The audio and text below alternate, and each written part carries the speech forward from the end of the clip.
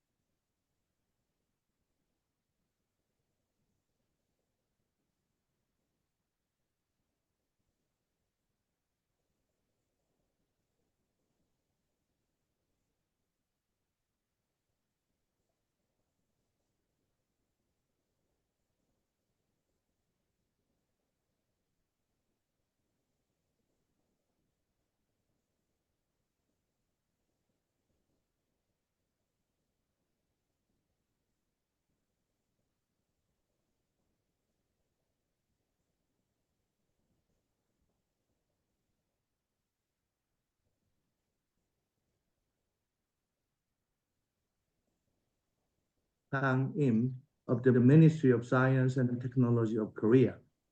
We discussed the importance of global cooperation in the development of artificial intelligence.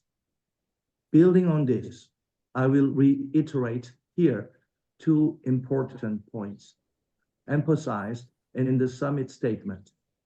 First, the need for AI to benefit all countries, that countries should get together and promote AI accessibility to reduce another digital divide. And second, the necessity to make AI sustainable, to harness the power of AI as a positive and transformative agent of big change. For that purpose, GGGI joined the Coalition for Sustainable AI, setting the dual objective of deploying AI to accelerate green growth and climate action, and enabling sustainable and accessible AI in our member states and partners.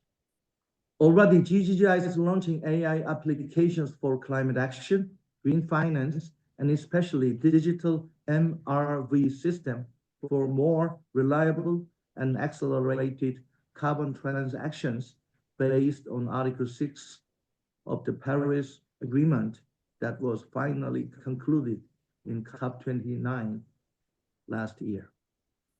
In Rwanda, our team started exploring applications of AI to solve critical challenges in the environment and infrastructure sectors. Ladies and gentlemen, for the African continent to reap the immense benefits of AI, we collectively need to pioneer innovative approaches and forge new partnerships to harness AI for green and inclusive growth and create a sustainable and even more dynamic future for all.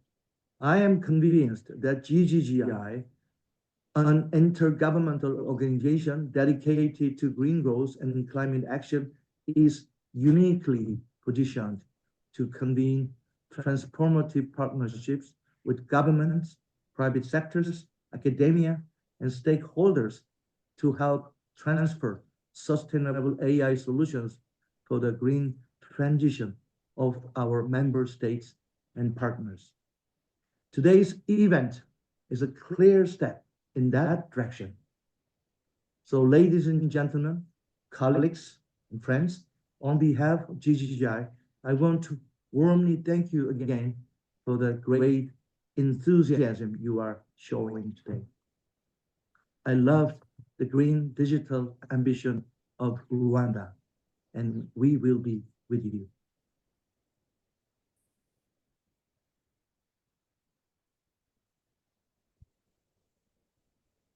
Thank you very much, DG Kim, for those opening remarks.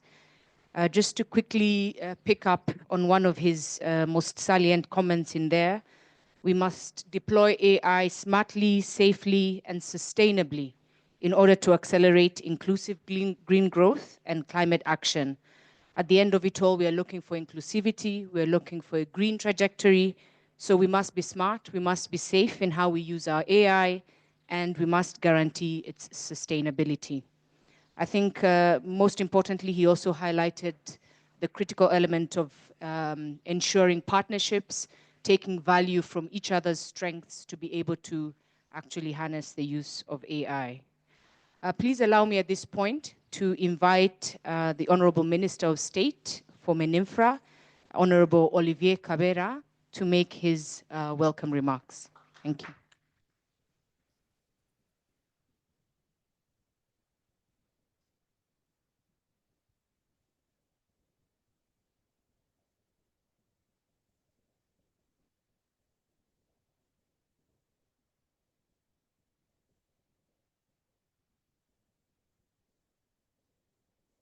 Director General Sang Hyuk Kim, distinguished guests, or protocols observed.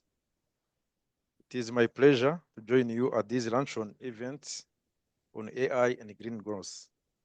focusing on opportunities and challenges for Africa.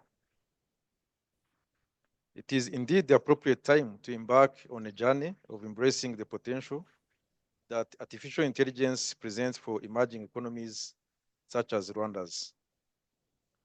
In the middle of rapidly changing dynamics that influence and impact our growth trajectory, Rwanda recognizes the immense potential of AI to drive the country's ambitious green growth and the climate agenda.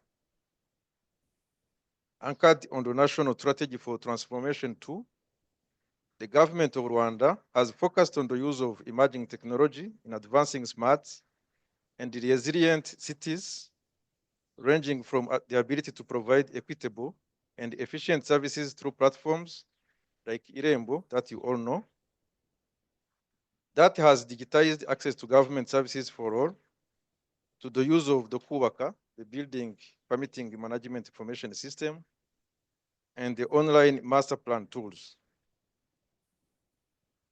In the urban and infrastructure sectors, the government of Rwanda is increasingly exploring the application of predictive analytics and AI-powered models and tools to manage land use, forecast urban growth and climate change, monitor the traffic patterns and infrastructure needs, among others. Maybe for those who don't know, we are now going to heavily invest in public transports. So soon we shall start using some of the solutions coming from these technologies of AI. Recently, actually yesterday, we onboarded the new management of the company. It's a company that is called EcoFleet. So we shall be using green buses, 100% powered by electricity. And then it will be smart. So AI is the tool that we shall be embracing in that journey of a smart and green public transport. So as our cities continue to rapidly expand, we seek to increase efficiency through generative design tools created to optimize our buildings and infrastructure while enhancing resilience to climate change. While the use of AI presents massive transformative opportunities for our sectors, in order to fully harness its potential, we must invest in addressing the quality and availability of local data. It's an issue that we take seriously, especially in Rwanda. Availability of data, but data that is of quality. Establishing skills in machine learning and data science, and also ensuring AI literacy and the capabilities are introduced across all education levels.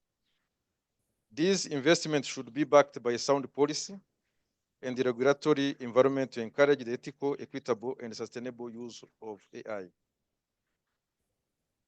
Some of the positive impacts of the scaling up AI applications will be in energy and water services and increase the reduction of greenhouse gas emissions.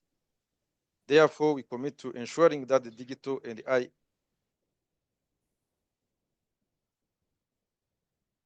to climate action.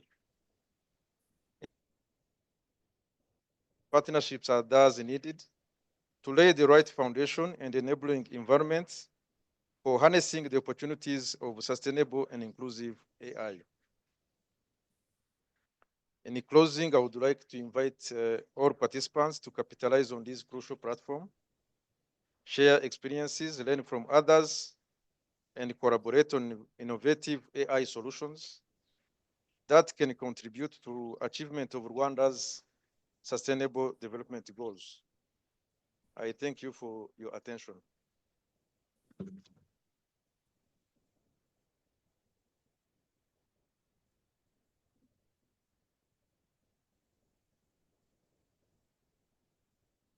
Thank you very much, Honorable Minister.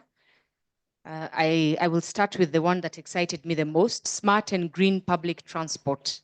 I'm looking forward to being able to sit in an electric bus that I can guarantee will get me to office in 15 minutes or 30 minutes, and I can use that time to read instead of maneuvering motorbikes. So I'm sure for many of us, this is an exciting opportunity, and we look forward to that.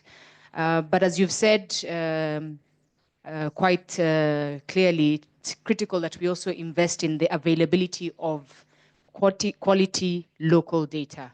I think that's one of the biggest challenges we face in a lot of the different sectors that are represented here. We find ourselves relying on global data, regional data, that is not necessarily reflective of our local context. So it's very critical for us to build on that and also accompany this with the required skills and level of literacy that will allow us to not only have sectoral use, but have inclusive use that touches upon all potential AI users across the different sectors. Thank you very much for those welcome remarks, Honorable Minister.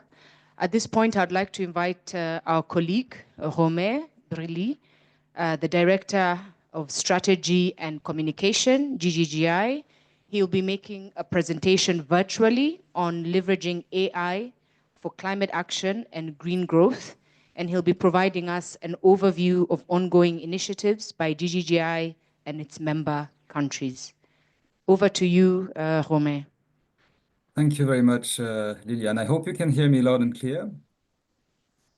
Honorable Minister, ladies and gentlemen, distinguished guests, good afternoon. Allow me to introduce myself briefly. My name is Romain Brilly, and I'm the Director of Strategy and Communications here in Seoul, but also in charge of our AI-related initiatives. He should be joining. I think we're having a bit of a brief technical issue. Can you hear me?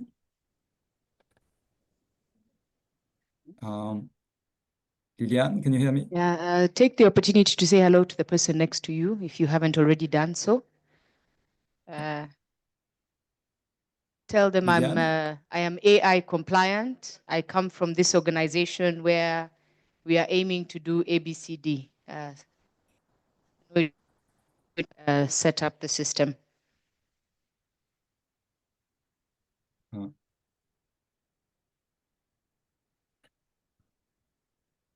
For those of you who haven't yet picked a coffee or a snack, please feel free to do so at the back of the room and then join us. Okay, great. I see Romain is online now, so I'll hand over to him. Over to you, Romain. Thank you, Liliane. I hope you can hear me now. Could you confirm whether you can hear me?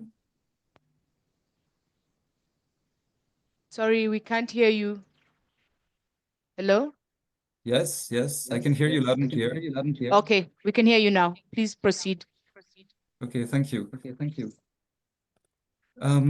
Great. Let me start from the beginning. Honorable Minister, ladies and gentlemen, distinguished guests. Allow me to introduce myself, Romain Brilly. I'm the Director of Strategy and Communications based here in Seoul for the GGGI. Before I proceed with my presentation today, I'd like to thank the GGGI Rwanda team and the Ministry of Infrastructure for organizing this very timely event.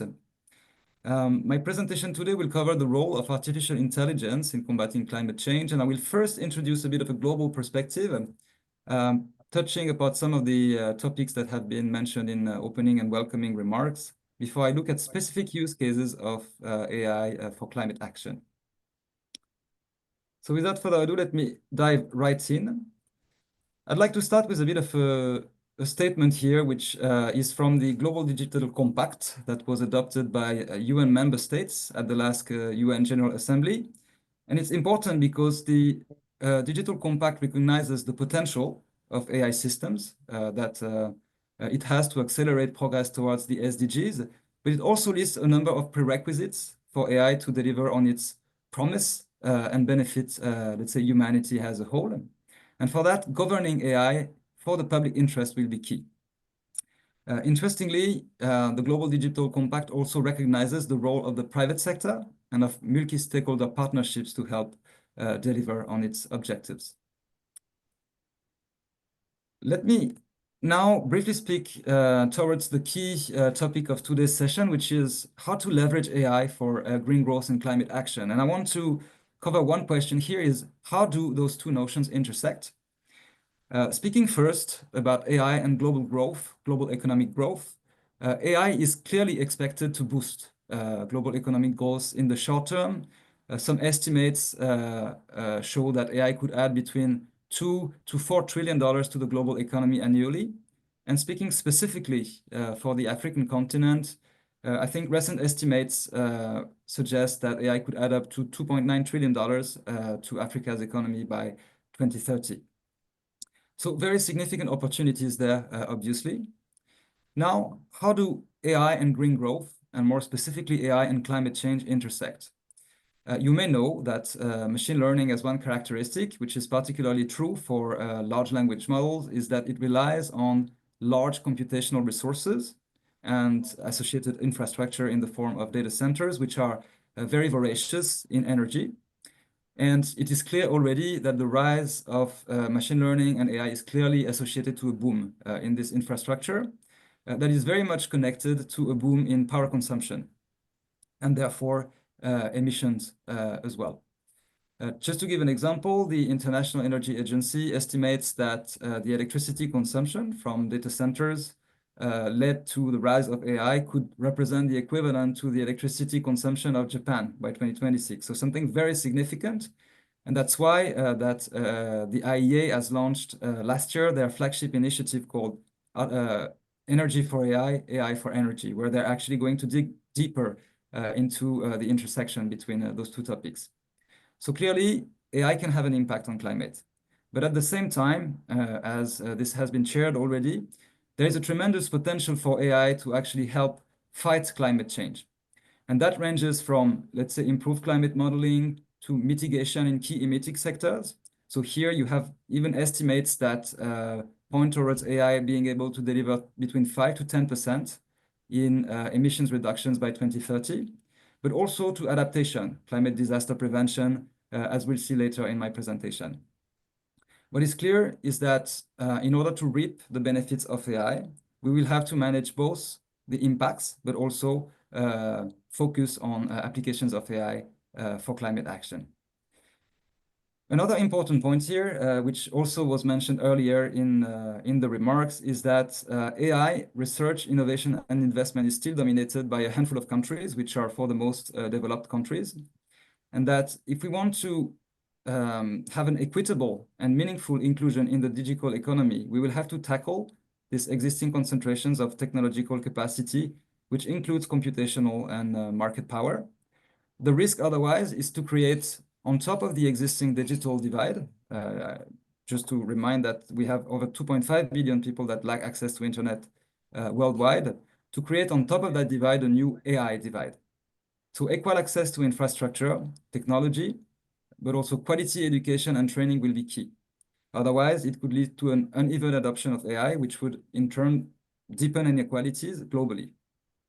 And here specifically, there are three elements which are important for countries in, let's say, the global south, which are policy, infrastructure, and capacity. That is also very relevant to us as an organization, because as an intergovernmental organization that operates in above 50 countries, if you look at our membership, most of our member states are actually vulnerable developing countries, which readiness to reap the benefits of AI is not always the highest. So in considering applications of AI, we need to take this into account. Now, as an intergovernmental organization, we need to take a bit of a balanced approach to AI, looking at indeed how to maximize benefits, but also managing risks for our member states and for our mission. And that is why we took two public commitments, which really structure our positioning vis-à-vis AI. The first is at COP29 last year in Baku. We signed the COP29 Declaration on Green Digital Action that commits governments and stakeholders to help maximize the positive impacts of digital technologies, but also managing their environmental impact.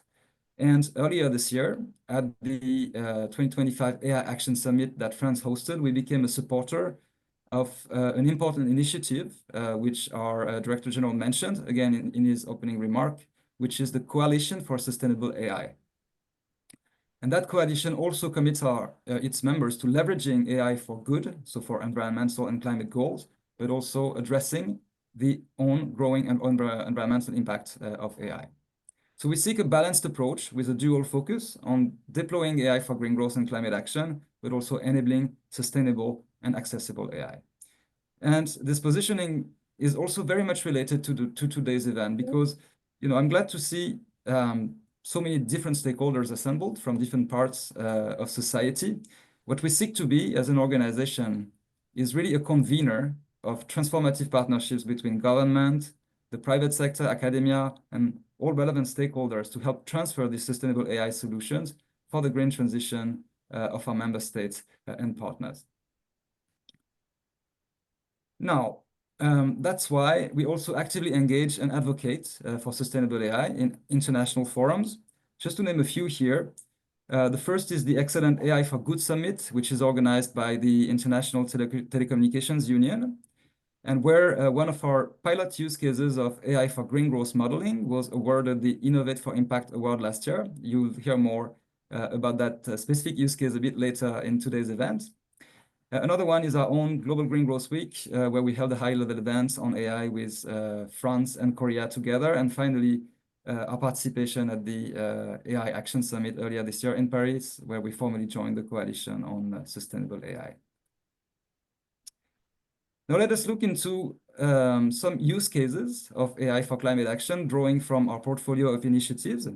So I'm going to cover 3 of them, which focus on the power that AI has to actually predict and monitor different applications in the environment. So the first use case I would like to cover briefly here is a use case that we have in Ecuador. Ecuador, who's a member country of GGGI. And Ecuador has one characteristic. It's particularly vulnerable to climate change, and it faces extreme weather events, including floods, but also landslide and severe storms, which pose some very significant risks to vulnerable communities. So what we're seeking to do in Ecuador is to use the power of AI, and specifically deep learning, to help improve the capacity of Ecuador to forecast very finely extreme weather events. The current issue that Ecuador has is that their current forecasting system operates with a very minimum temporal resolution of 3 hours and a spatial resolution of 12 kilometers, which limits their ability to capture rapid weather changes and therefore warn populations ahead of time. We implement here a project in partnership with the National Institute of Meteorology, which aims to enhance their forecasting precision, leveraging satellite imagery, together with data from local meteorological stations to provide high resolution and real-time predictions. So currently, some of the work we're doing is to build a comprehensive database of extreme weather events that we source from the National Risk Management Secretariat and the Meteorological Institute to train deep learning models using what's called the lightning cast methodology, which is a bit of a state-of-the-art approach to allies deep learning techniques to satellite imagery. And that helps predict the probability of lightning occurrences. So that itself is adapted to enhance the forecasting model, and it allows better detection of storm development and therefore helps improve early warning systems and reduce the impact that extreme weather events have on vulnerable communities in Ecuador. My next example is an example drawn from another member country, which is Indonesia.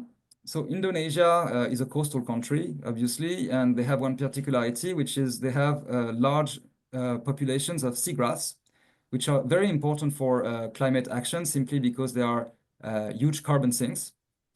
Indonesia is in the process of mapping their national seagrass meadows, but they are facing challenges, particularly in how to acquire the data. So the main objective of this pilot project is to help conduct surveys in one of the main seagrass meadows areas in Indonesia using automated approaches that are based on AI, exploring here seagrass detection from satellite imagery, primarily through open source data sets from satellites such as Landsat and Sentinel. This can be very impactful in the long term because it can help decision makers in coastal development planning, but it can also help create a basis for seagrass carbon sequestration data, which is very key in order to drive financing into seagrass populations conservation projects, which can also have very high impact on the climate. Another example, interesting as well, because it applies potentially beyond Sri Lanka. So an example from Sri Lanka this time. In Sri Lanka, we work in partnership with the private sector and local university to pioneer the use of AI modeling to help forecast the yields of tea and additional crops using an agroforestry system. And the idea here is that through this yield prediction, we are able to help justify the initial investments in agroforestry practices. So better actually predict the yields which are related to this transition to agroforestry practices, and then guide decisions on whether this is something that can be scaled up, leading to long-term sustainability. For that, what we leverage is artificial neural networks modeling, relying on data that is provided by the private sector and the University of Sabaraga Muwa. So that's another interesting example of the use of AI for agriculture and particularly sustainable agriculture. So where do we go forward from there? What we're doing now is building a pipeline of AI for green growth use cases from across our member countries, and we're seeking to prioritize high impact and high feasibility applications based on the demand of our member states, looking also into ways to enable sustainable AI. That means particularly supporting policy and investment mobilization in green digital infrastructure. We are currently actively engaging with our member states, but also with academia, with other intergovernmental organizations and resource partners to design and fund high impact initiatives. One example of the products we are designing at the moment is an AI digital MRV system, which will be piloted in a few of our member countries this year, that aims at collecting real-time data from projects. And here the large language model will help scan emissions and mitigation data, but also project activity logs and financial record to check for errors, and generate standard reports to be shared with relevant stakeholders. So that itself would actually increase the efficiency of the monitoring, reporting, and verification process quite significantly. So this is a product that is in development at the moment and that we hope to be able to launch this year. So what do these use cases have in common? I would say they are built on partnerships. And that, again, is something that the Honorable Minister mentioned, that our Director General mentioned in his opening remarks. We need to bring together partnerships between academia, between the private sector, between government, in order to transfer sustainable AI solutions for green growth. Particularly here, we need to work between data owners, which are often the governments, sometimes the private sector, innovators, and organizations like GGGI, as well as our resource partners, in order to come up with these innovative solutions. So in short, just to recap some of the messages of my presentation, the first is AI has a great potential to accelerate green growth, that is very clear, and the SDGs, but only if it's governed in the public interest. We haven't touched upon too much on the governance topic, but I know it's being discussed also extensively at the Global AI Summit on Africa. It's a very important topic. The second point is that developing countries will need to be supported further to reap the benefits of AI and to actually avoid a new AI divide that could be catastrophic. That when it comes to climate change, AI clearly can be part of the solution, but could also be part of the problem. So we will have to address both at the same time. And that's why we as GGGI joined the Coalition for Sustainable AI, that we are building a pipeline of AI for climate action use cases, and we're seeking to build new partnerships as part of that in order to support our member countries to reap the benefits of AI. Finally, to mention that we, as a trusted advisor to our member states and partners, are really uniquely positioned to convene those partnerships. And I very much think that today's event actually falls into that objective, which is to bring together stakeholders from different areas in order to work together on cementing those partnerships for the future. So with that, ladies and gentlemen, thank you very much for your attention.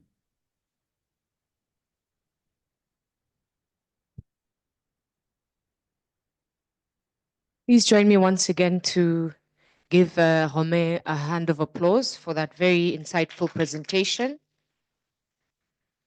I like that he reiterated and echoed the message from both the DG and the Honorable Minister of State on the need to harness or to take advantage of partnerships that we have.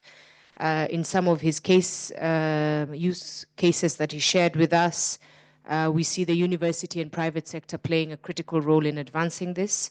Therefore, representatives from the private sector, this is why you're here, that you may be able to partner with government, development partners, academia to advance this. I liked some of the examples he shared with us: enhanced weather forecasting, deep learning. I could see DG Amable saying, I need to see what I can get out of this as well.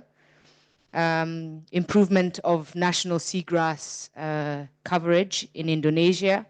Who would think that we can benefit from carbon sequestration by using seagrass? That's quite an interesting area to explore.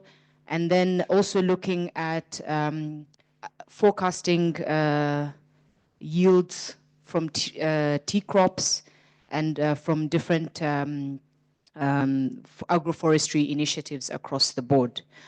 Critically, GGGI is positioning itself right from COP29, where we signed the declaration on green digital action, but also as part of the Coalition for Sustainable AI. I think one of the key things I will draw from his presentation is the fact that it has to be governed for public interest. We have to ensure that everything we are doing is in the public interest, and I believe the Minister of State also highlighted this in his welcoming remarks, where he said we must guarantee that it addresses inclusivity and addresses all the needs of our communities as well. Without further delay, please allow me to invite our next presenter. I was going to call him by his nickname, but today I'll be good. I'll call him by his official name, Innocent Nzimenyera. He's our analyst, Green Growth Performance Measurement, GGGI.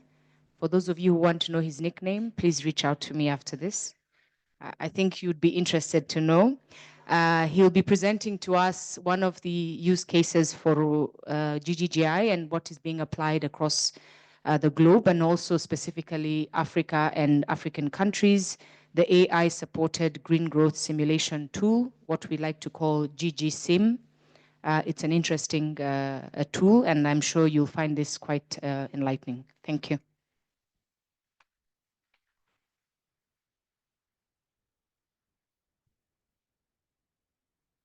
Thank you, Lilian. Lilian already said everything. Maybe it will be easy for me to explain because she already explained everything.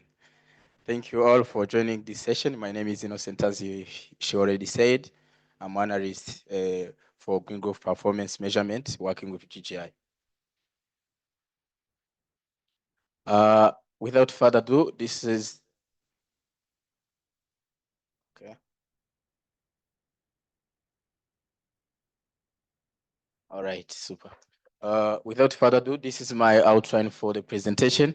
I will introduce you the introduction for AI GGSim, which is the AI Green Growth Simulation tool. I also show you the key features of our AI GGSim, also going with application of our GGSim, as well as also showing you the upcoming activities. Before I start thinking with introduction, I would like to know why AI GGSim. You should ask yourself why this is. Mostly, there is a challenge in accurately quantifying the co-benefit rising from climate mitigation and adaptation measure within the National Strategy Plan. Maybe most of you already knows that. Also, there is a limitation understanding of how this measure contributed to achieve specific sustainable development goals. Not only that, but also there is also insufficient methodology to assess SDG co-benefit in social inclusion and gender, mostly due to the data availability. You know, most of the time, social inclusion data might not be available online. It should require you to go and look for personally from the ministries where we can find that data. Decision maker need a robust tool and platform for informed policy development to assess the country performance in achieving the SDG in 2030 and beyond. Our program, which is Green Growth or Performance Measurement, we support alignment of policy framework with SDG Mission 2, which you are seeing there, which is strengthening the policies. Our program is just supporting that missions. Before also going to what is GGSIM, I would also introduce you our tool also called the Green Growth Index, because it is linking to the Green Growth Simulation tool. Green Growth Index measure a country past and current performance in achieving sustainable target, including sustainable development goals, Paris Climate Agreement, and Aichi biodiversity target. It has 4 dimensions, which you see here in this framework. There is efficient and sustainable resource use. We have again economic opportunity. We have a social inclusion and natural capital protection. Each dimension has also the pillars. Those pillars is included here. Each dimension has 4 pillars, and each that pillars have also the indicators. We measure the index based on that pillars.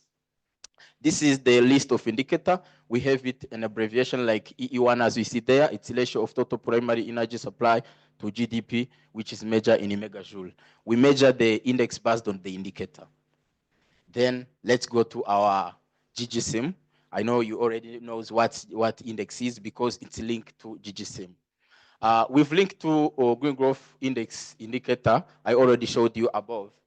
Green Growth Simulation Tool offer a scenario analysis for evaluating SDG co-benefit in a national strategic plan like NAPS, NDC, and LTLEDs. It also includes a system dynamic model for energy and transport, agriculture, forest, and other land use, which is AFULU. We also have a water, social inclusion, and gender. We have also material and waste circularities. This tool is a joint project by GGGI and University of Pannonia from Hungary. There is a complex system monitoring group which included in that university. We work with them together. As you see, as I said, you see our GGSIM is always composed with a variable. It's also composed with parameter. All those has been also the equation to compute those methodologies.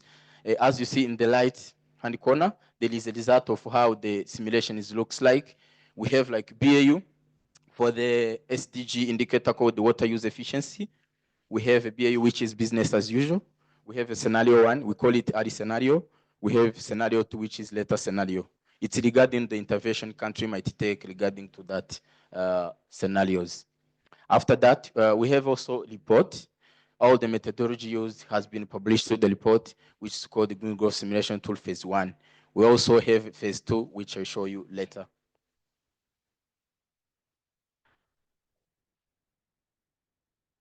Well, so as I said, Green Growth Simulation Tool is linked to the Green Growth Index. I have showed you how the index is composed of different indicator, which is mostly SDG. 70% of that indicator is SDG indicator. Like we have 4 dimensions, as I said: efficient and sustainable resource use, natural capital protection, green economic opportunity, and social inclusion. And each dimension is composed with different indicators. As you see, this is an abbreviation of those indicators, and it has interlinkage to get the simulation and then get the analysis regarding to what you simulate. For the social inclusion, which always not having data online, we applied AI. For instance, I will show you how we apply the what we call AI checked data to check how you can reconcile data and get the data regarding the time series data you have. For the social inclusion, we apply AI GGSIM to get all this time series data. Let's go to the point 2, which is key features of our AI GGSIM. The features mostly we have for GGSIM, we have the model. Mostly we define the model based on SDG indicators. We have database, we have also the input. From all those input, we compute and get the output based on that input. From getting the data, we use the API pool, which fetch the data collectively. The reason of that, we minimize the human error. You know, always human might make error, but when you create an API, it just extract the data online without human intervention. We have also the model schema, which always leading with the database. We have also the trained model. We mostly use different machine learning model like random forest and other model to train our model. We have also the website. As you see here in the right corner, this is the page of our website. Whether you can just simulate the scenario, you can change scenario regarding on the country intervention. Like for instance, Rwanda is increasing 10% for water use. You can simulate and check how till 2050 Rwanda will be looking on that indicators. There is also a link to our website. Maybe later I will share you the link so that you can play around and see how it looks. Another thing I would like to highlight here, ITU, which is International Telecommunication Union, has provided GGI, the Amazon Web Server, credit of 10K USD for the database repository and the model implementation. Later, I will show you more how we collaborate with ITU. I would also need to show you how a system dynamic model and AI-based network data analysis works. As you see in the left corner, we have different SDG from different dimensions. We model them, but for social inclusion, as I said, there's always lack of data. We apply the AI for reconcile data to get all the time series data. We have also what we call model design, where we have a structure equation model.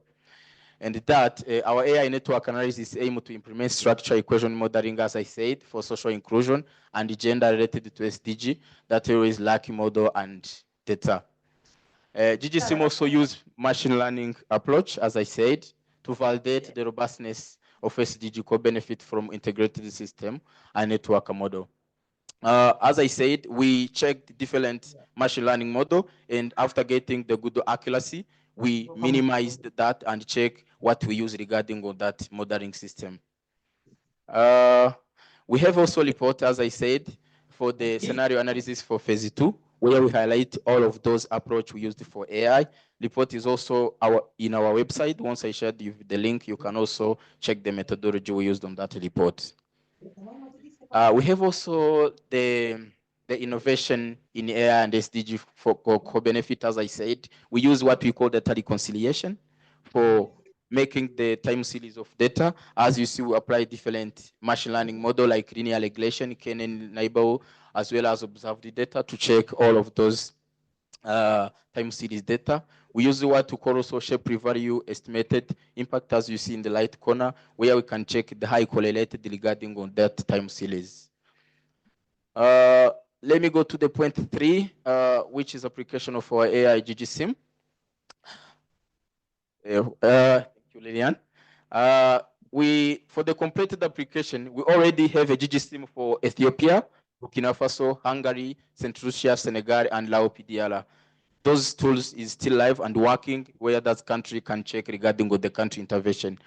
Ongoing project, we are working with Rwanda NDC enhancement, which is quantitative assessing the gender SDG co-benefit. We are also currently working with Cote d'Ivoire and Ethiopia for gender inclusivity, assessing impact for green growth and inclusive gender index performance. We also have another ongoing project where we'll be supported or collaborated with ITU, which is gender inclusivity in Africa. This will cover all the African countries. I hope that will be very interesting. We'll also have a report for this later after designing that, we'll publish the report. Our collaboration with ITU is still ongoing. In July this year, we'll be participating in AI for Good Summit, which will be taking place in Geneva. We will be having a booth where we'll present our work, as well as also keeps collaborating regarding the implementation. As you see, our GGSIM has been repetition or recognition in the globe. We have been getting the recognition during 2020 for GGI award. We also get award for AI Summit last year in Geneva, where our our GGSIM was in top 10 or project. We have also get a reward from World Artificial Intelligence, which take place in China, which you see here. And also we are keep working regarding on that.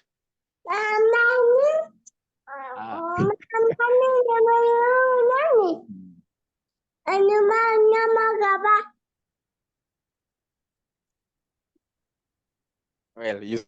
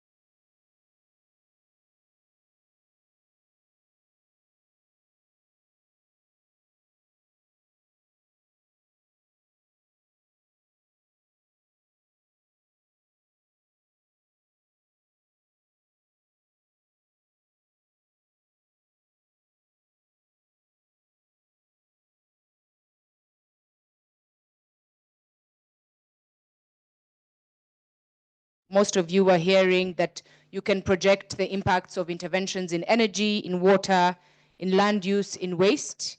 At the end of our workshop, we will share links to all the different simulation tools that were highlighted here, links to the reports that will give you insight on how these tools this simulation tool was developed and how they were able to collate different data that can be extracted for purposes of planning. I know for government, it's interesting to see and to forecast the impact of scenarios against different interventions. For development partners, it's good to see where is your money going and how is it translating into something that will tangibly have impact on the societies. And once again, Innocent also emphasized the issue around partnerships. We see a partnership with the University of Pannonia. We also see a collaboration with ITU on developing this as well. I must also echo the importance of the work that we'll be doing here in Rwanda. We will be developing a gender equality and social inclusion index and simulation tool in order to enhance the NDCs. I think most of you are aware that the NDCs are currently under update, and we are looking to release NDC 3.0, and we'll ensure to have a more mainstreamed gender equality and social inclusion that will also be quite measurable. So if you'll allow me, Honorable Minister, and the panelists, if you can take the seats, and then I'll ask the rest of the audience and participants to quickly just dash and stand behind the panelists. We'll take a group photo and then break out into the panel session. Thank you. Don't be shy.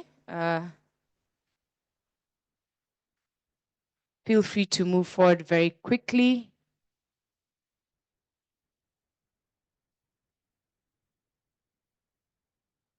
We'll have the panelists sitting with the Honorable Minister and our country representative. And then if I can have the rest of the participants, please join at the back.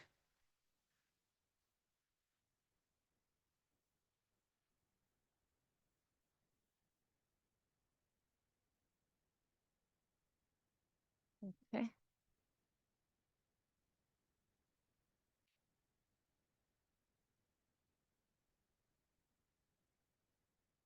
Please make sure we can see your face clearly. Move back.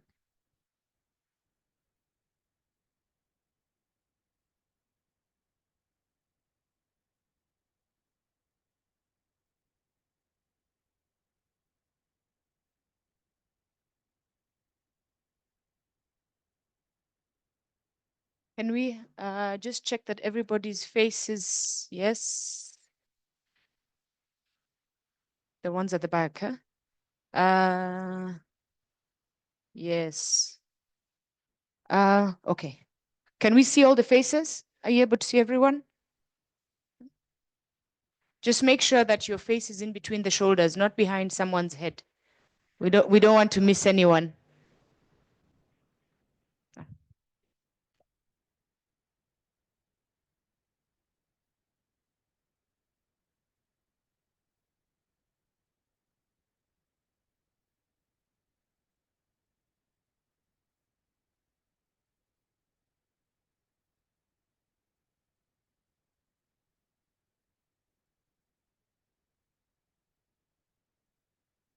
Thank you very much.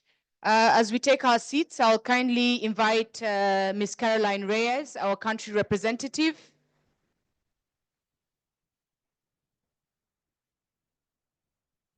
I will also invite the panelists to join her.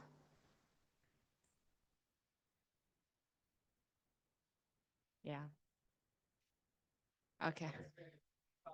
Okay, I actually will give a 5-minute health break. I realized I forgot to do so. And the Ministry of Health is very clear on this. So let's quickly dash, for those who may need to, stretch your legs, quick health break, and then we'll kick off right away with our panel session. Thank you.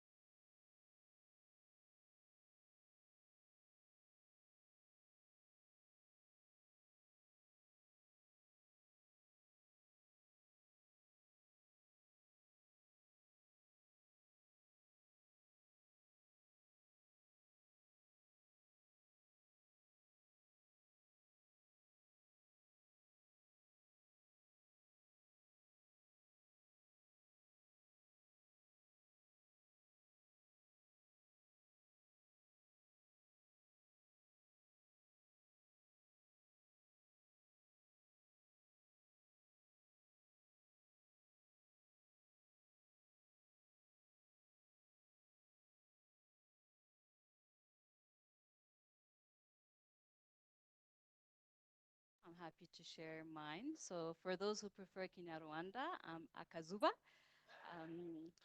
And it's a name I got from my amazing team. So you can use it as well, I allow you.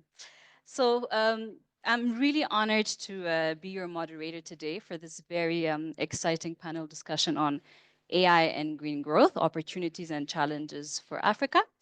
After the presentations by our colleague Romain, who is based in Seoul headquarters, as well as Innocent here, we wanted to dive a little bit deeper into these opportunities and challenges, especially as they relate to Rwanda and Africa.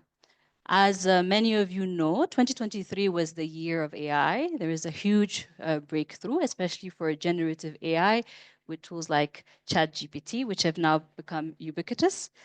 Since then, there's been a lot of excitement, a lot of hype around AI. Many people now consider AI to be a silver bullet to tackle any global complex challenge.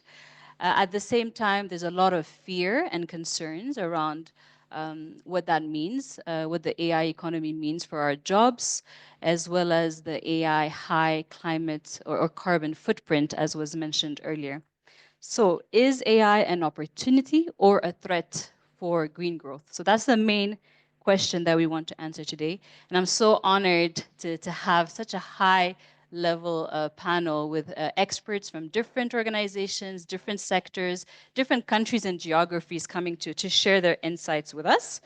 We'll be speaking to them for about 40 minutes, and then we'll open up for Q&A from the audience, both here in the room. We have a fantastic turnout today, so thank you so much all for coming. We would love to get your questions, as well as people online. I think last I checked, we had about close to 40 people joining online at a minimum. So we'll definitely have about 20 minutes of Q&A at some point following the panel discussion. My goal here today is to make sure that you have the most insightful discussion on AI and green growth that is happening in Kigali this week. And so for that, I am really counting on you. Please prepare your questions. Don't be shy. We would love to challenge our panelists here with all the questions. And many of you, as you've been entering, have already been asking me questions. I didn't know AI and green growth were linked. What's the linkage? So this is your opportunity. Please make sure you write down your questions and we can have a very engaging discussion. All right, so let me start by briefly introducing our panelists. Starting from my right, we have Dr. Jack Ngarambe, Director General for Urbanization, Housing and Human Settlement with the Ministry of Infrastructure in Rwanda. Our second panelist is Dr. Peter Addo, Head of AI Lead and Head of the Emerging Tech Lab at Agence Française de Développement Group. We are also here with Maryse Guiza, Government Digitalization Analyst at the Rwanda Information Society Authority, RISA. And we are also joined by Prita Malur. He's the head of the Emerging Technologies Division at the International Telecommunication Union, ITU, with whom GGGI has been partnering on AI. Welcome. And last but definitely not least, we have Dr. George Okeyo, Associate Teaching Professor and Director of Academics at Carnegie Mellon University, Africa, here in Kigali. Everybody, please give them a very big, warm round of applause. Okay, let's kick off the discussion with you, Pritam, if you don't mind. Romain shared a lot of insights into potential opportunities and challenges around AI for good and for green growth. ITU, your organization, has been quite a strong advocate when it comes to looking at AI for good. You've organized the AI for Good Summit. You're identifying solutions, innovative AI applications to tackle global challenges and advance SDGs. We know of the opportunities, but really as a world, how are we doing? What are the trends? Are you seeing a shift towards sustainable applications of AI? Or should we be worried that the current unfolding AI revolution is actually exacerbating climate crisis? What is the trend that you're noticing? How are we advancing towards sustainable applications of AI?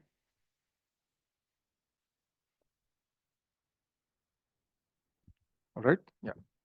Thank you, Caroline.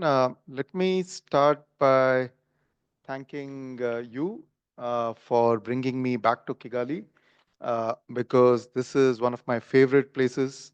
And I spent 2 weeks here at the World Telecom Development Forum a couple of years ago.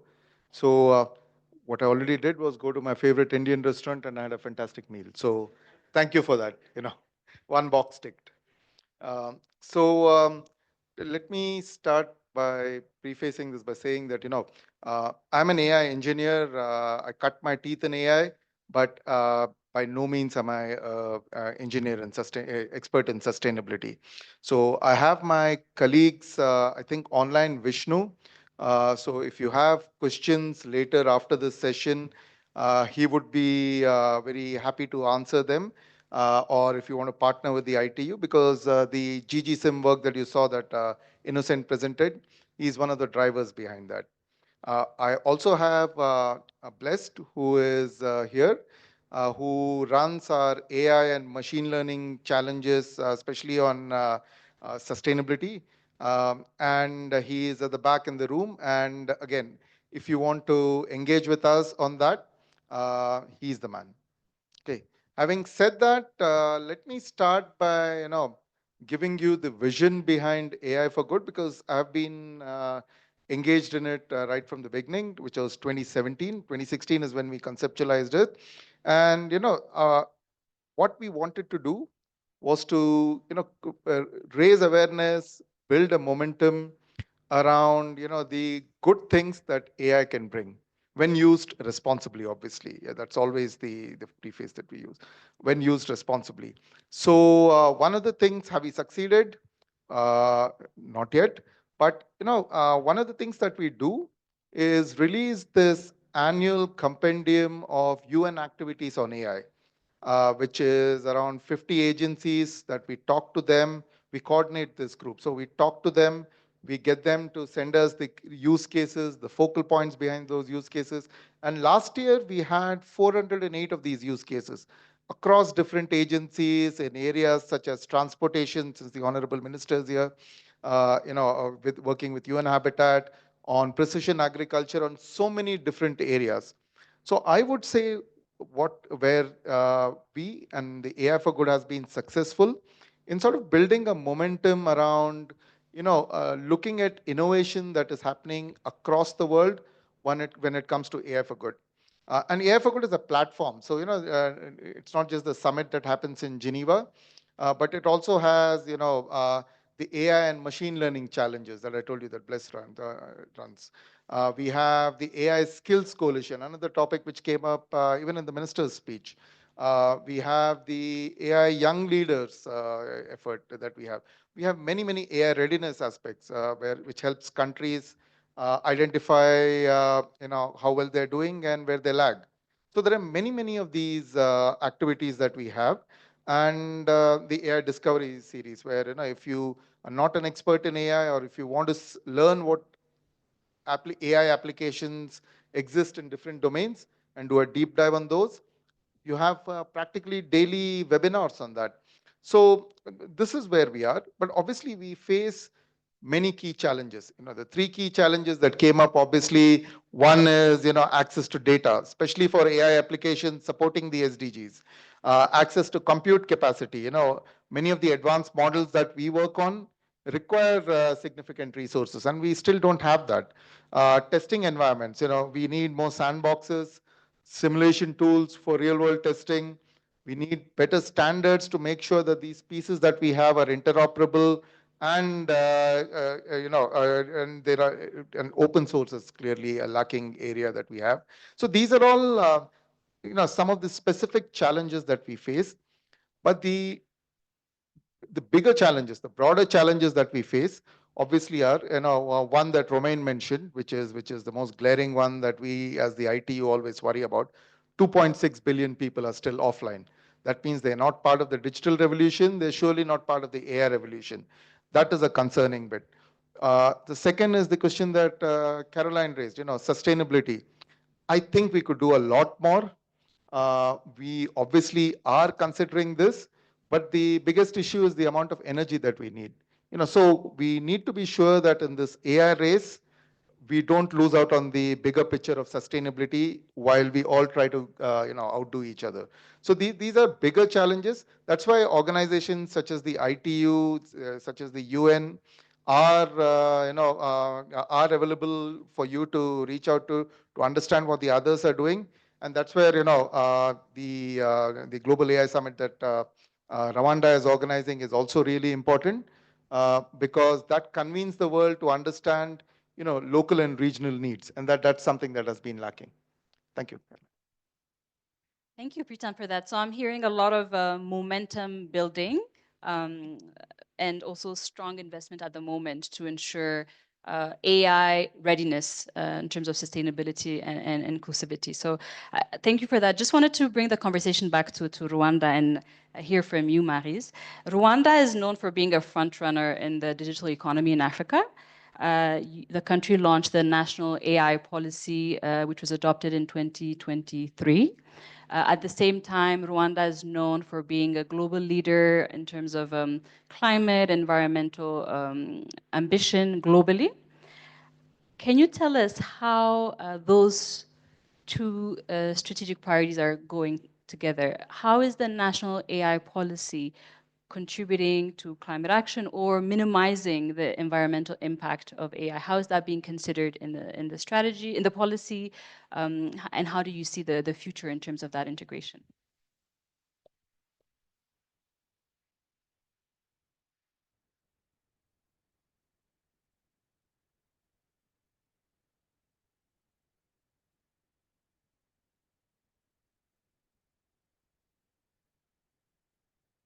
Hello. Okay. So thank you for inviting me today. I'm always very excited to hear about the different initiative and to be part of this conversation and to share also what we are, the different things that we are working on. So that's a very good question. And the AI policy that was passed, the Rwanda National AI policy that was passed in 2023, has as a main goal to enable economical growth and the quality of life for people. And sustainability is also part of that, sustainability inclusion. And the policy aimed to establish Rwanda as an AI hub, but also with the responsible side that Peter was talking about. And as part of being responsible and as part of being a leader, you have to consider this. You have to consider these elements of sustainability and economic growth. Yes, we all. It's at the center of everything that we do, but also to consider all the different factors, including inclusion, but also inclusion when we talk about green growth. So the policy also touch on skills. And skills, of course, there are the skills around the engineering and the AI part and these models that must be built. We must enable our people to build those skills and to even consume them. I think the problem is not even, we don't want to be building product that nobody is able to use. So, and part of that is also educating people on how to do it responsibly, because these AI models consume a lot of energy. And I think the challenge is also on how we are going to drive the adoption of AI, but in a way that also sustain the environment and the green economy. Another part of the policy is around enabling the environment and putting in place all the different elements that are required for that to happen. We are talking about infrastructure. And I think when we are purchasing different servers today we have to think about how ecological and how is this equipment consume, so that we don't, so that we are responsible also in that aspect. At RISA, we are also responsible to set the governance and the regulation around data. And I think that's why we're talking about local data, but quality data. And I think there is a big element of governance. And I think in the governance of everything, you also have the opportunity to include these elements of sustainability and of being responsible in a way, but also towards the environment, by setting regulations on computing powers. And I think it's also the role, especially at RISA, that we have in regard to the other public institution, but also setting the standards and guideline on how to do that. And by pushing, and also the policy explains how to adopt the policy in governments, in the public sector. But more and more, and I think we discussed a bit about this yesterday, it's a new conversation, and we have to keep in mind how are we going to keep the green and to support and protect our environment while making sure that we are moving fast toward being that AI hub. Thank you, Maryse. I think I have noted a strong emphasis on various government and public levers that you've mentioned, whether it's procurement or standards, to ensure that you can achieve that sustainability as you're deploying different AI infrastructure. And RISA also plays a key role in leading the way, establishing that key governance. So thank you for highlighting that, and also being open and recognizing that as Rwanda is a leader in this space, you're also, there isn't many partners in the continent to be learning from. So you're also doing a lot of the learning for the region. So we appreciate that. And it's great that we're having this conversation also with people online. I wanted to pivot to a sector that I know particularly well, cities and infrastructure, and ask my panelist right here, Dr. Garambe, who has done extensive research on the role of emerging advanced technologies such as machine learning and AI in better understanding the built environment, and also tackling challenges such as urban heat island effect and air pollution. So from the research you've done, can you share with us some insights on how we can leverage AI to support green cities and green infrastructure in not only Rwanda, but Africa, in the context of rapidly urbanizing African countries, as well as the continuous backdrop of the climate crisis?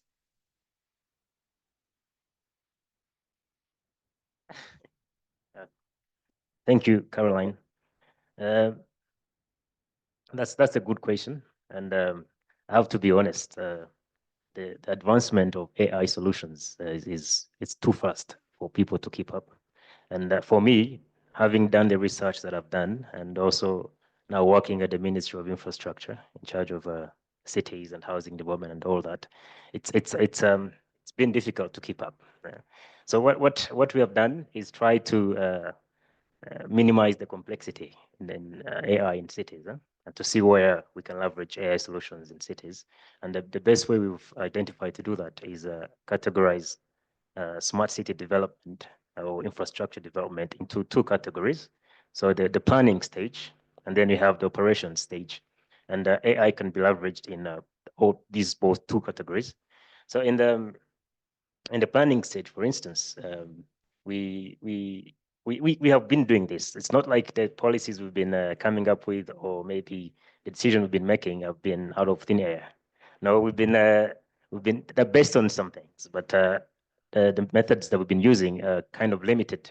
So they're based mainly on human intuition or traditional statistical methods or statistical models that tie, for instance, an output to an input with a static coefficient, right? So we saw examples there where you have nowcasting these days, and this is a dynamic model. But what we've been doing previously is use historical data to perhaps predict a future outcome based on static coefficients, and that has not been it works, but it's not accurate as in comparison to artificial intelligence, the machine learning you've been hearing.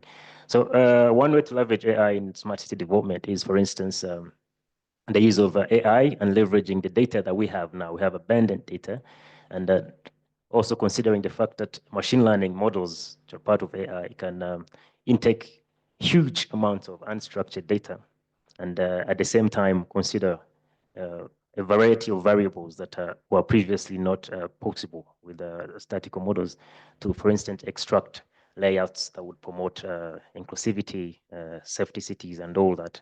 All these were previously limited by human intuition.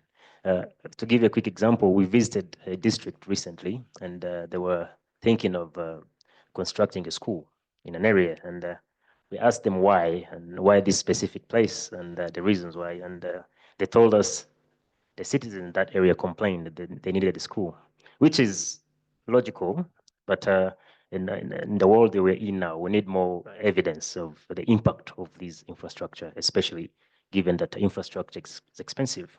Right? So that's one way to leverage AI. We've also thought of integrating GIS systems and artificial intelligent models to better identify areas that or spots that we could use for green spaces. And this is something that was done before, but still based on limited approaches. So that's in the planning stage that we can really leverage AI and the data that we have nowadays to better plan our cities. And operation stage, and that's one element of AI that I rarely hear about. We have models such as reinforcement learning that help us make dynamic decisions. And these could be leveraged in energy management systems. How do you optimize grid energy? Because traditionally, these are based on preset conditions. Okay, load shedding models are predicated on preset conditions. This time, you reduce the power here, you supply there. But this is not accurate in that our behavior, human behavior, is very complex, and predicting it or estimating what happens based on human behavior requires more or even more deeper models that could actually be able to extract deeper insights in all the data that we have. So that's one way that we can leverage AI as well. Energy management systems, how do you integrate renewable energy systems with grid energy and try and maximize the efficiency. So those are two areas that I feel that we can leverage AI, but there's also one area that I've not heard most people speak about. At the ministry, and as a former personnel in academia, we worked a lot with students, individuals, and companies that are small. But what I hear now is that people think that AI is only reserved for big companies, Google, DeepMind, and all that. But I wanted to share that there's a possibility there for individuals or even small companies to leverage the power of AI and contribute, even though it's a minute contribution, to the bigger picture of how AI can help develop sustainable cities. I'll give examples of architects that are designing spaces. Traditionally, yes, you would get a cardboard and you would design a space, and that would be based on how you feel, intuition, and that worked, yes, and that would depend on the expert knowledge, and that varies with the person. But with the new models that we have, you can actually use some of these models to maximize space usage. At the same time, also the environmental impact of a building, right? And this is something that does not need bigger companies, or if you're an architect, an individual, or if you're a small company that is designing a building, which is part of a city. So this is a bottom-up approach where you start from an individual building, make it energy efficient, and then move up. If you have multiple buildings that are energy efficient, then in the long run, you have a city that is energy efficient. So I'm happy to hear some of my colleagues mentioning capacity building. How do we empower people to let them know that AI is not just reserved for big companies and all that, but even people doing small scale work, architects, engineers, even you can leverage, you can also share data. An issue of data came up as well. You can share data. Most of people here have smartwatches, multiple ways to collect data that would feed into how we can use AI to develop smart cities. So Carolyn, thanks. That's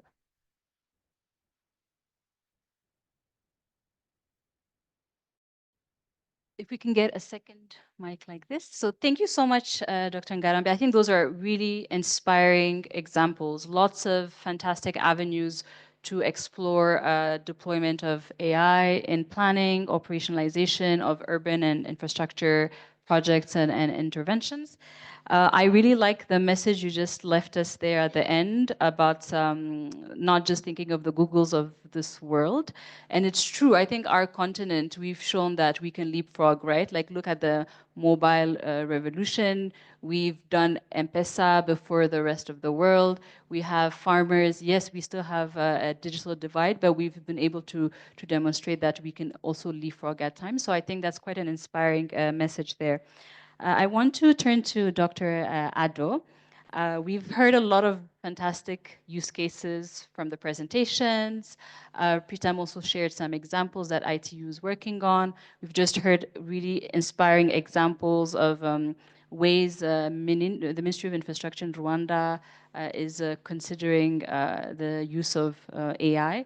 As I know France recently organized the AI Action Summit, and during that summit, it was emphasized, the country emphasized the importance of sustainable and inclusive AI. So as IFD, I'm curious to know, how do you support the African continent, different countries in the region to benefit from the environmental gains that AI allows, while also ensuring that there's a strong emphasis on minimizing the environmental and climate impact?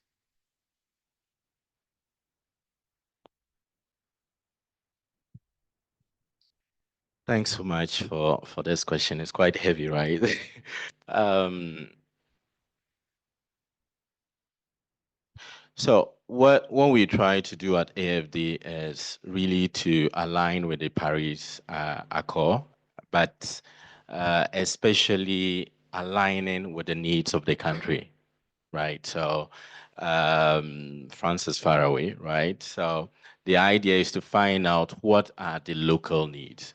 What do we need in a particular country, right? So our approach is really to listen to our partners that we invest in, to understand their needs and see ways in which we can leverage some of these AI tools to be able to move forward. So I'll share 3 ways. So one of the key ways that we move forward is on mobilization of expertise and partnerships through dialogues and also events. For instance, events like this do help us to really learn lessons from each other, right? To know what actually works, what does not really work. And it's important. I'm actually happy that Rwanda actually decided to have the Global Summit on Africa, right? Because we do have events all over, and it's really not so easy for people to get visas and all those stuff to move to other locations. So one of the things that we do is organizing dialogue. So during the summits, AI summit, we did have a special session dedicated to Africa, where we invited several ministers of ICT to come and talk, right? And really center on solutions. Okay, so we do have events like that. AFD also mobilizes several development banks and financial institutions. So we have the Finance in Common Summit, which was held in South Africa this year. And the idea is to find ways in which we can collectively mobilize financing for green investments, right, around AI and technology. So that's one big area. And in addition to that, we also do it through MOUs, like partnership with GGGI. So we had an MOU quite recently on that. So that's one big one area. Another part of it that we do is aligning all our financing to be in line with the Paris Accord. So more than 1/2 of our financing is around climate financing, right? So we align any investments, we try to ensure that there is a component that is in line with protecting the planet. Okay, so in all our projects, there's always, even in education, we do have this particular component on on climate, which is extremely very important. I think AI does play a role in this particular sense. Early on, we're listening to, I mean, in the other sessions, there were issues about African languages, right? So creating awareness on environmental impacts of AI. AI can also help in translating in local languages that are spoken and sometimes not written in a lot of language in a lot of African countries. We do also partner with governments, institutions to run experimentation. So we have AI Biodiversity Challenge that we finance to facilitate partnership with African countries, organizations, and French institutions. So this was a partnership that, so it was more academic on AI and biodiversity, and we had collaborations with Meta AI on this particular phase. We also organized a couple of hackathons. For instance, there's one that is being launched by Digital Africa, so Propaco, which is AI for startups. So if you're working in agri-tech, in the area of environment, you are free to actually apply and be funded. So it's a grant. We also have the French facility for global environment, which is FFEM. So you have different stages of financing that is really available to be able to leverage on that. So we do these through mobilization of expertise and partnership. We also do that in our project financing to ensure that they are actually in line with the climate phase. And then the third phase of it, the third aspect that I'm quite passionate about, because we had discussions with the World Bank and the IMF on that, is that we developed an AI investment potential index. And the idea, we've seen other indexes that actually exist on AI preparedness, but the motivation behind this was to find out what is the attractiveness of countries to draw investments in AI, right? And this enables us to really map all countries, right? And what is also very important for us is to know where the countries are actually located and then see which countries have low carbon emissions like Rwanda and where we have high human capital investments.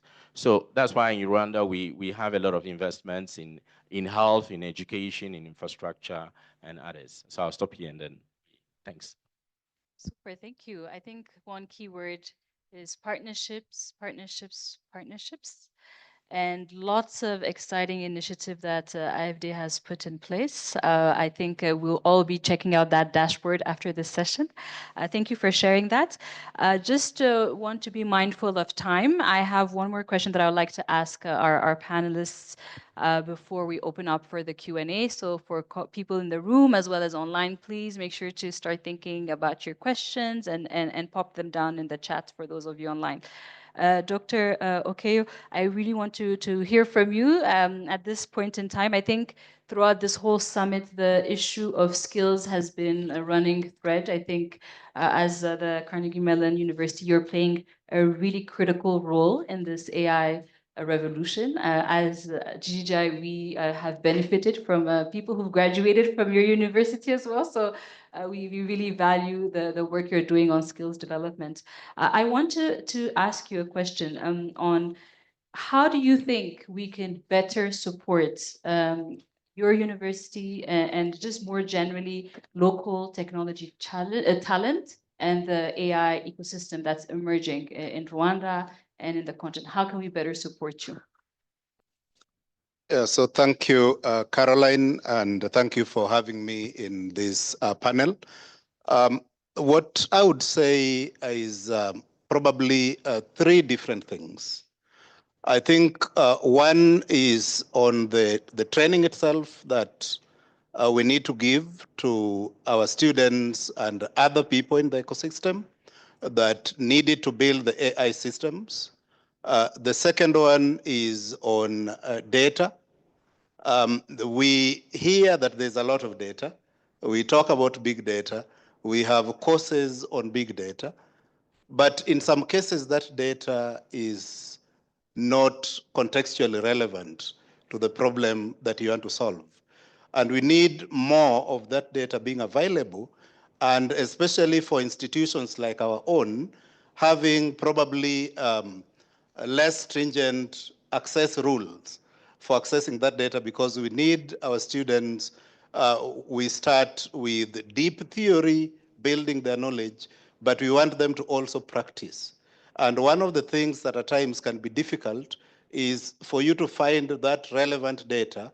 Maybe it is data about agriculture, maybe it is data about pest control, for instance, but then you're using data sets from Sri Lanka or from some other place, because the data set from maybe Africa is not available for that. So support in collecting this data, support in actually ensuring that we have the infrastructure to keep this data and make it accessible to those who need it, because in our case, we need it for every single machine learning course, for instance, that we are offering to our students.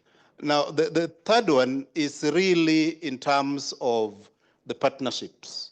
And when you think of, and this is something that has been talked about a lot here, and when you think about partnerships, I'll give an example of something that we do at Carnegie Mellon University.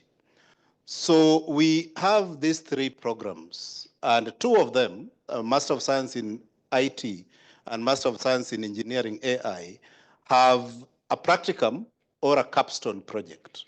So what the practicum or the capstone project anticipates is that we actually partner with organizations. They could be startups, they could be much more mature organizations, to give us their problems. And we then have teams of students working on some of this. Now, those kind of partnerships allow the students to actually work on real world problems that are coming from industry.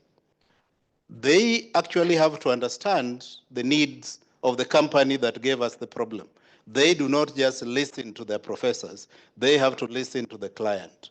This allows them to actually build the solutions together. Now, support for this kind of partnerships, convenings that allow such organizations to interact with us, the faculty and the students, allows to build that trust, which then gives us the data that we can then use, gives us real world problems, among other things. But beyond that, there is also the issue of, we want to train, and we have these great programs that we have built. Just today in the morning, I was actually talking to one of our students who was presenting a poster somewhere.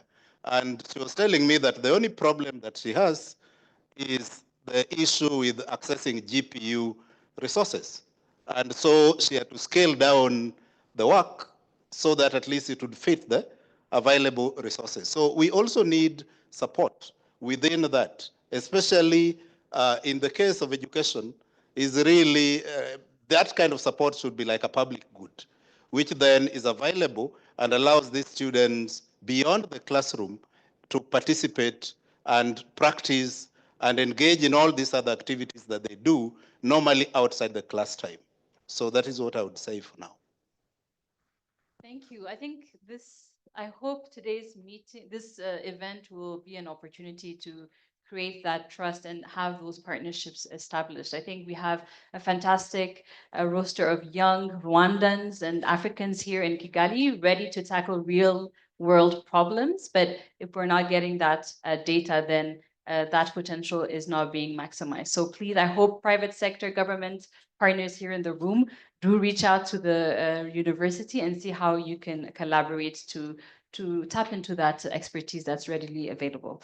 Thank you for that. I want to now turn over to the room and see if there are any questions from our audience.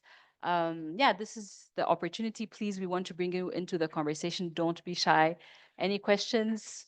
Take a couple from the room and then maybe see. Yes, back.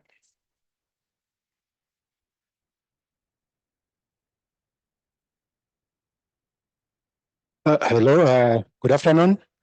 Thank you so much for the fantastic, interesting discussion. I'm Alanda Kamana. I'm an architect and urban researcher.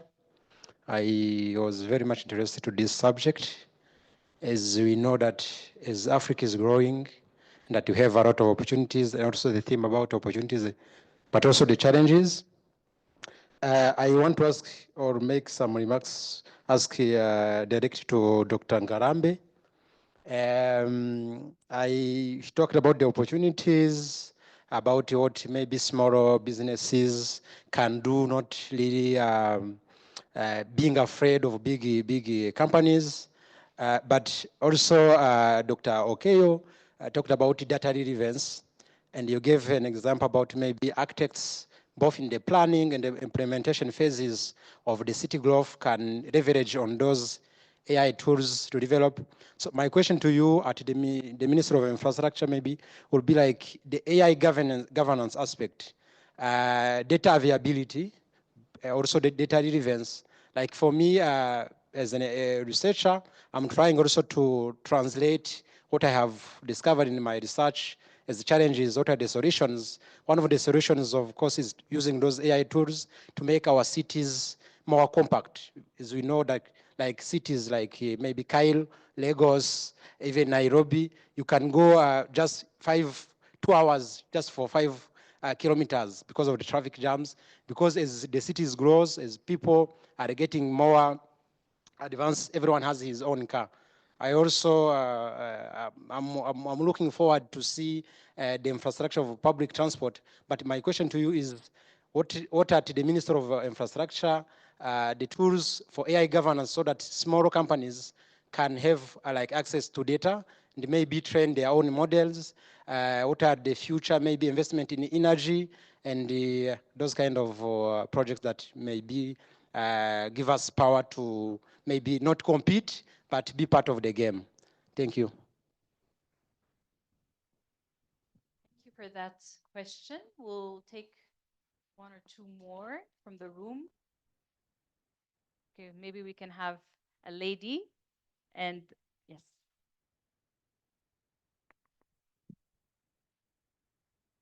Thank you very much. My name is Gloria Uera. I'm a partnerships manager at the African Management Institute, AMI.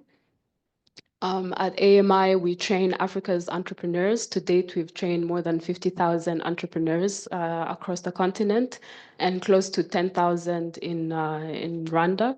So we have a lot of data on entrepreneurs and happy to collaborate around that. My question is around data ethics, and I would like to ask it to Mrs. Maries and Dr. Ngarambe, looking at how we're trying to get more data and the different use cases. What are the risks you see for those that don't have access to internet, or those that are left out? Looking at the AI divide, the digital divide, what are some of the risks that you're seeing will come up, and have you started to think of ways to mitigate that? Thank you.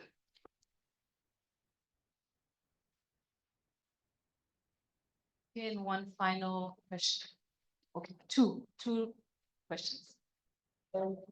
Thank you very much. My name is Richard. I'm a researcher and developer. Actually, we have been investigating on artificial intelligence for almost 3 years since the COVID-19. We were grasping how we can use artificial intelligence to monitor the underground hydrogen and the water raises from the pebbles underneath, which causes landslides, which causes floods, and causes the mountains to rumble down. So I was asking myself, what kind of measures we are putting on actually through using this artificial intelligence to protect our people which are killed by the floods, landslide, something like that. Because what we have in our data, we see different cities in Africa will be sunk under the water in the 10 or 15 years to come.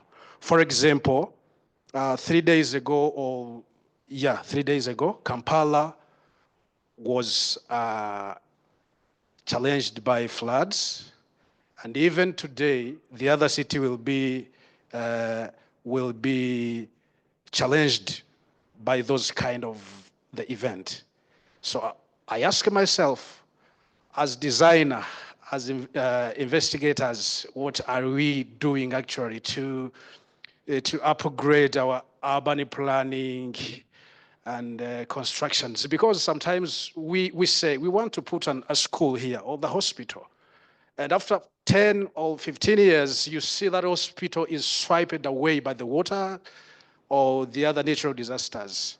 So my question is, how far are we to bring the solutions based on what we have? Thank you very much. Thank you so much. I see there's one hand there and then one here as well. So if you allow, maybe we can just answer those 3 questions and then we'll come back to you. Okay. So I think there's a first question, couple of questions to you, Dr. Ngarambe. So one around what tools Mininfra is using, and also investments in energy, and also on the ethical use of AI. Thanks, Caroline. Happy to see an architect in the room. So what tools is Mininfra using? We have one tool that we've been using for quite some time now. It's called Urban Dynamic Map. And it hasn't been really active for the same reasons that you mentioned, data availability. It's not an AI, it could be an AI-based platform, depending on what models you use to feed inputs into that platform. And it could also be a source for architects and urban planners to collect data that they need, right? We've been having trouble collecting data that system needs, but it's something that we're working on. Hence the reason I was mentioning that at even individual levels, we could help source that data. It's an open source platform. You could feed data into the tool whenever you want, so that it can also help someone else that needs data that you have that they don't have. That's one thing that we are doing at the ministry, but also in collaboration with other institutions that are in charge of data, the National Institute of Statistics Rwanda, ICT, and I think RISA as well. We're working to kind of come up, even space agents as well, come up with a geodata hub that would have or would house all the data that's needed for people like yourself or architects and engineers to access data that they need in their work for better planning. So those are the initiatives that are ongoing that we should see their fruits quite soon. I'd say maybe a couple months from now. And then that also goes with ethics, because the data that we're going to collect and perhaps share freely will have to be regulated in some way, one way or the other. I think maybe my colleague Riz will have more input on that. Then in terms of what you asked about future investment in energy, there's a huge potential for investments in energy. I was talking to a colleague here, Daisy, and she was telling me about a project in Uganda where people are actually earning an income from harvesting renewable energies and selling it to a data center. So that's an opportunity that's there for people to actually leverage artificial intelligence in a way that what you harvest and what you sell to the, in this case, to the data centers is properly managed to give you what you deserve as an investor. But it could also be scaled up. And this has been done in other countries, Australia and other countries as well, where you can develop these artificial AI-based models that would harvest renewable energies and somehow integrate it with the grid energy. So you're selling to the grid in a way to earn an income. So this is an area that is still not really properly harvested, especially in Rwanda. Most of our systems are still based on traditional approaches. And then AI solutions in this area could be potentially lucrative. I don't know whether I should go on and answer the other question before passing on the mic, or whether quickly. a question to Richard about what we're doing at the ministry. We're doing exactly what you're doing. You've leveraged data, predicted that if we don't take certain measures, our cities might be flooded in the near future. So we're doing exactly what you're doing, using artificial intelligence methodologies, models, and all that, and also trying to measure interventions, like what we've been seeing earlier. What courses should we take to ensure that we don't have those cases happening in Kigali? And I'll be happy to compare notes with yours and see whether we are on the same page. Thanks. I'm very excited about the conversation today from Professor, I remember George, and I think from the two questions, and I think one of the big projects that we are working now in RISA is a national data hub. And I think it's come as a response and as complaints from people that one key question, and I think he touched on it, government data is not accessible. It's difficult to be able to access government data. And I think this project is, and that's why we're working on governance, and we are about to have a data sharing policy pass, which will say, and one of the reasons why institutions are not sharing data, it's because once it's not cataloged in many cases, it's not classified. They don't know when can we share, what can we not share. And it creates a bit of complication in terms of sharing that data. And I think we are working on several initiatives right now, which are all part of a big project with a national data hub. And the national data hub is basically a place where we are going to enable people to request for government data. It will have an open data portal where we are working with the National Institute of Statistics and all the different sectors. We are also planning to buy computing powers. We know that high computing computers are extremely expensive to buy. And we are buying those as a big, just for a reference, what we are buying is many times way bigger than the national data center that we have, because we know that those models need a big computing power. And that's why I was very, the conversation here reminded me that it's urgent and we have to act fast. To avail those. So that's a project already in the pipeline.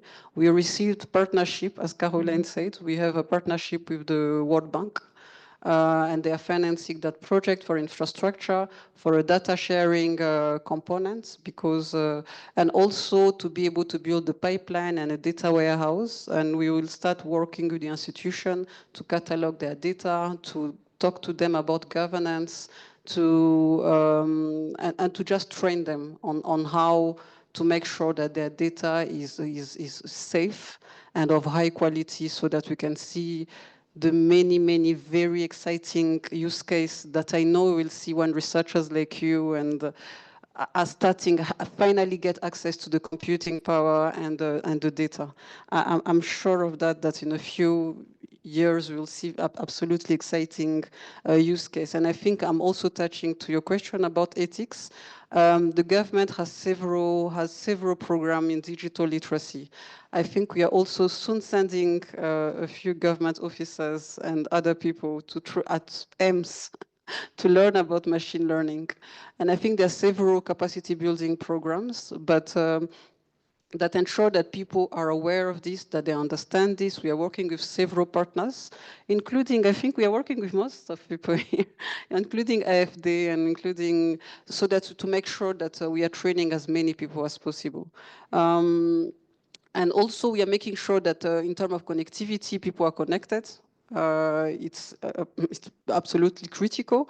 I'm sure the MINAFRA is making sure that all of us have access to electricity at affordable prices. And I think it's a collaborative effort from the government to make sure that in terms of public infrastructure, it's available. But I think a good news as part of the conversation is that there is a big project from the World Bank that we are implementing now Hopefully, we'll have the term of reference out anytime soon. So if you know any competent company, please, we will share the link so that they can bid and we can have a good implementation. So thank you.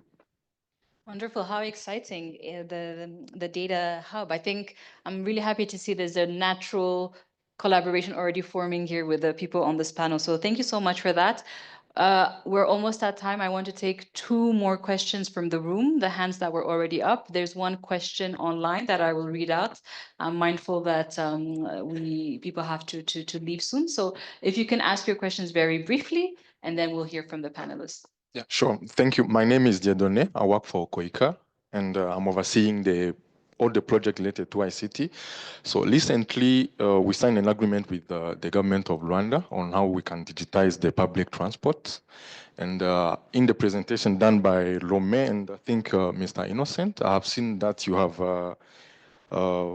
introduced the GGSIM, the Green Growth Simulator. And in the presentation, I saw somewhere you mentioned that you are using the dynamics model for the transport, energy, agriculture, and water also agenda.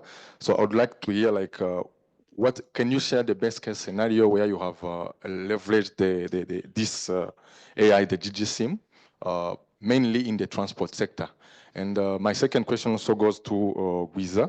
What are the future plans of the government of Rwanda of how they can introduce the AI into the public transport, mainly in the public transport? Thank you. There's a question here. Yes, one mic here, please.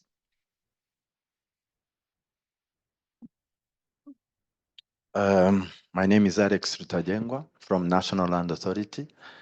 So it's very interesting to follow this event, given the AI trending.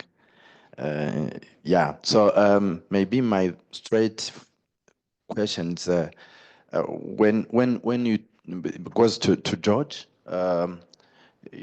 he talked about the data issues, and I was wondering if AI can, and I've been hearing about the issue of data access for years and everywhere. So can AI help to create data? That's my simple question, especially using academia, so that maybe AI or itself is a solution to data availability.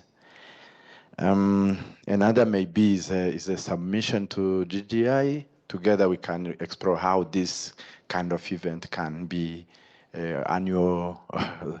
I think it's very interesting, and also looking forward, we can even involve share some cases, explore some cases, small, big ones, so that also this kind of event can also play a role to grow AI among startups and so forth. Thanks so much.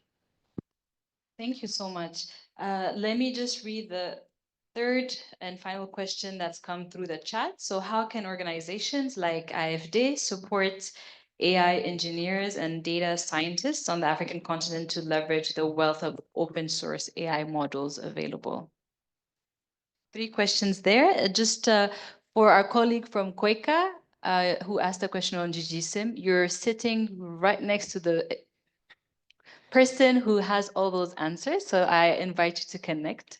But would love to turn it over to Dr. Ado to take that question that came from the chat online, and a very pertinent, simple, but very complex question of, can AI help actually generate data, at least for me? So I don't know who would like to take that. Who was that question addressed to? Okay, sorry, George. Okay. I think I can take both also. So let me start with the. Oh, okay, thanks. So let me start with the question online. How is AFD, or how can AFD work on that? We've been financing quite a lot of initiatives, especially in the continent, on trainings. There was an initiative which was called the ACE Partner, where we finance centers of excellence. I think there are 23 centers of excellence in a continent, right? And we are also collaborating with other donor institutions.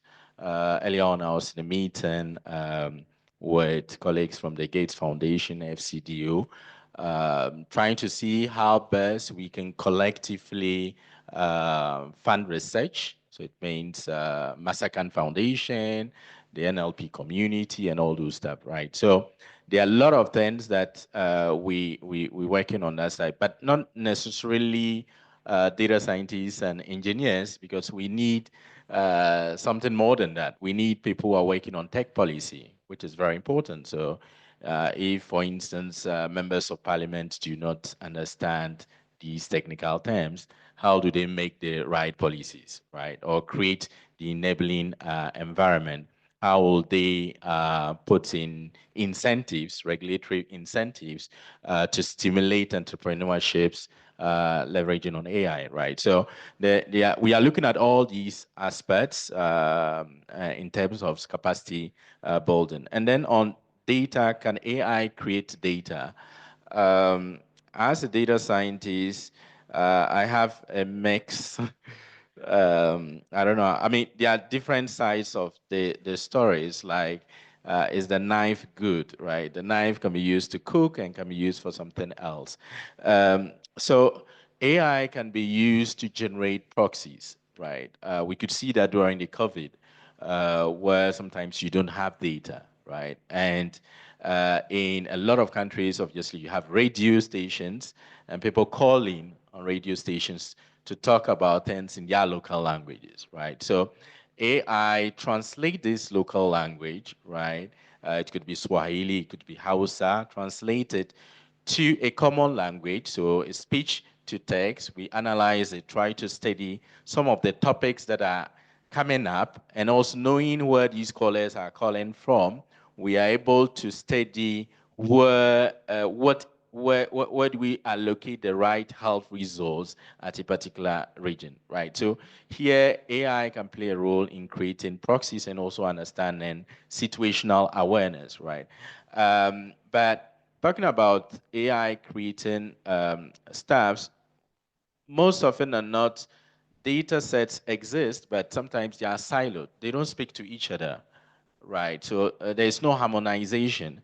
So data scientists, engineers who want to play with some of these data don't know how they talk with each other. I mean, the data does not speak to each other. So there are a lot of efforts on harmonization. I think we've been having discussions with Smart Africa on this. So there's a lot of work to be done. So there are two aspects of it. And in creating data, we also have to be extremely careful, because most of these models can produce outputs that are hallucinating, right? That may yield certain information that might not be good. So it depends on the sector of applications, especially when you're working on democracy, related issues. You have to be extremely very careful, because you have a lot of fake news all over, right? So using AI system, there should be ethical principles on how to leverage some of these two. I'll stop. We can have discussions after on this. Thanks. And I know George and Pritam also want to chime in on that topic. George? Yeah, so if I could just add, and I think if we think of creating data, using AI to create data, we have to be careful. That is important. We have to be responsible. That is important. But we also have to realize that in some cases, you cannot have data, but you still want to learn. You still want to build capacity. And when that happens, it is common to use synthetic data sets for solving such kind of problems, at least so that you can have your models being built, tested, before they can then be taken to a situation where they now use the real data.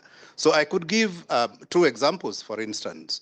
When you are processing electronic health records, you know electronic health records, they probably talk about you, what you have suffered from, or what treatments you are on, what medicine you're taking, what location you come from, your name, your age, all these kind of things. Very highly sensitive data. Which organization is willing to give you that data to do experiments with? Very few. If they do, they expect you to anonymize the data, or they anonymize it first before they give it to you. But if you're using synthetic data sets, you can generate electronic health records and then use that for the experiments that you want to do.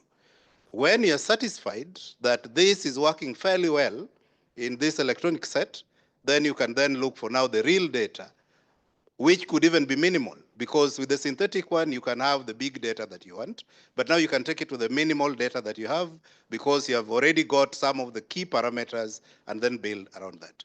A second example I'll give is a project that our students were actually doing last semester as part of their capstone project. What they were doing was to work with traumatic brain injury.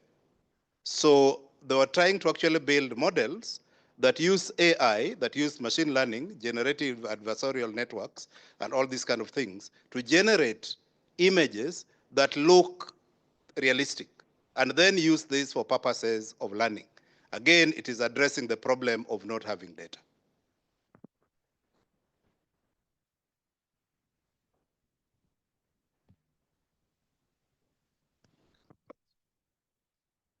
Thank you. So let me add to what the professor just said. There is a United Nations University study. I think the paper came out in Feb of last year, which has this statistic that 60% of the data that is being used to train AI models is synthetic data. That also aligns with, I think they probably picked it up from a Gartner study, but that's the number.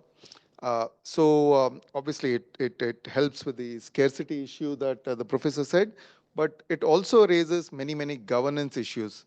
So within the UN, also within the Global Digital Compact, the agreement that the countries agreed to last year, there is a group on data governance that is being set up.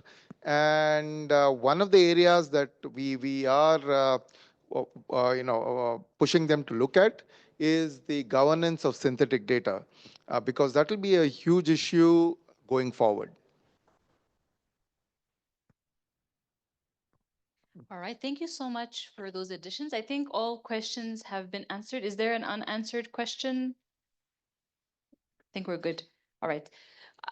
We could keep going on for much longer, but unless you have any final, Dr. Addo, you want to add anything? Yeah. I thought, was it Richard? Richard asked the question on AI and water management and all those stuff.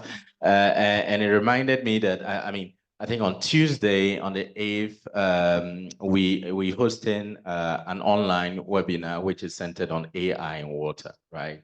So it is dedicated. So, you can join online, and it's really handling on this particular issue. And that being said, AFD has been collaborating with Rwanda, the government of Rwanda, especially the Rwandan Space Agency. So there's this great initiative, which is a good geospatial hub, which has been launched. And the idea is to work on waste management, water management, preservation, and all those stuff. So these are some of the initiatives that is happening in the country, and the government is doing an excellent job on that. Thanks. All right, thank you so much. Unfortunately, we're running out of time. We could keep going on, but I think this has already been really insightful. I want to thank all the fantastic panelists who have shared as much as possible from their knowledge, experience. You've packed so much insights in just 1 hour. I've learned so much myself. Thank you so much. Big thanks also for our audience for being engaged, your questions. And we hope that this doesn't stop here. Please, this is just the beginning of what we hope will be a more diverse, broader partnerships between all of us here. So thank you so much. Please, everybody, give yourselves a big round of applause.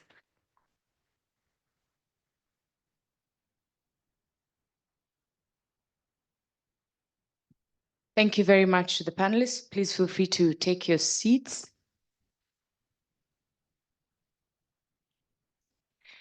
Great. So thank you all once again. It's been amazing to have you all present with us. As promised, a high caliber of panelists with very insightful information. I've learned so much, just like you, Akazuba. Thank you so much for coordinating and moderating the panel session quite well so that we could extract all the key information that we need.